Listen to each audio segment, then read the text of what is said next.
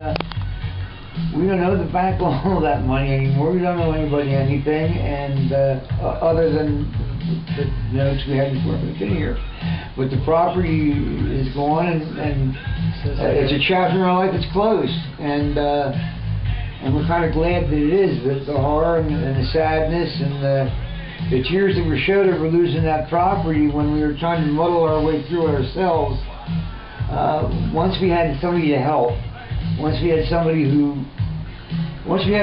like Devin and Mount Ryan, who'd been through this process a number of times, then all our uncertainty and our fear went away. You know, we didn't feel like we were handling it alone. We didn't feel like we had to learn everything we needed to learn to know all the answers.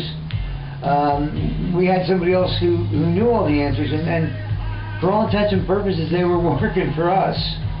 You know, we didn't have to pay them, but they were working for us.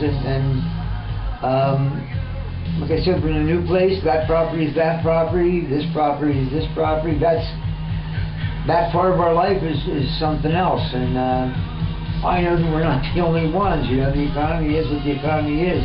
We're not the only. I'm not the only guy who's like 60 years old and gets sick. And we're certainly not the only people who's lost our job and are finding how difficult it is for a 60-year-old guy to get hired the way things are right now, because they have to pick of anybody they want, 35 or 40, because nobody's working. And of all the bad things that happened, in the end, this has turned out to be the good thing.